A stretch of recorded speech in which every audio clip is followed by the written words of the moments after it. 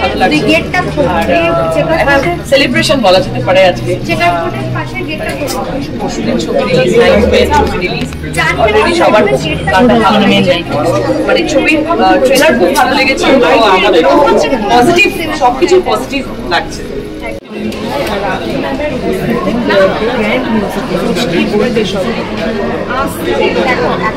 দুদিন বাকি আছে আমাদের সিনেমা রিলিজ করবে আর দুদিন পরে, সুতরাং আগের প্রমোশনগুলো কি হচ্ছিল যে এক্সাইটমেন্টটা প্রচণ্ড ছিল।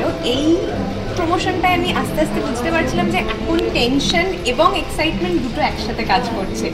তো ডেফিনেটলি আবার মানে রাখি যে আবার আমাদের সাথে একটু দারুণ লাগছে, এবং মানে কী বলবো, মিউজিক অ্যালবাম লঞ্চ আজকে আমাদের, আজকে আবার আমরা 4টে, আজকে যে গানটা রিলিজ করেছে অলরেডি সকালে, তো সে গানটাও শুনবো, প্লাস আমাদের 3টে অলরেডি রিলিজ করে গেছে।